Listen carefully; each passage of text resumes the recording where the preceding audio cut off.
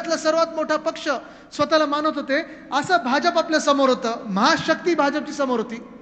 10 वर्ष बहुमताचं सरकार केंद्रातलं हे त्यांच्या सोबत होतं. त्यांचे जे मित्रपक्ष आहेत, मग मित्रपक्षांमध्ये कोण कोण येतं?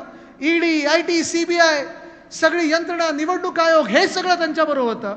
आणि आपल्यासोबत जो होता तो आपल्या महाराष्ट्रातली जनता होती, इकडचा माणूस होता, इकडची व्यक्ती होती. आपल्यासोबत जी होती ती महामानव डॉक्टर बाबासाहेब आंबेडकरांनी दिलेली आपल्या ताकद आहे, संविधान, ते आपल्यासोबत होतं. छत्रपती शिवाजी महाराजांनी जी प्रेरणा दिली आपल्या, ती सोबत होती. आणि हा महाराष्ट्र शाहू फुले आंबेडकरांचा महाराष्ट्र. आणि आपल्या सोबत जे होते ते वंदनीय हिंदू सम्राट बाळासाहेब ठाकरे यांचा आशीर्वाद होता, ती ताकद होती. त्याच ताकदीने दाखवलेलं आहे की ह्या देशामध्ये कोणाची मस्ती चालणार नाही, कोणाचा माज चालणार नाही.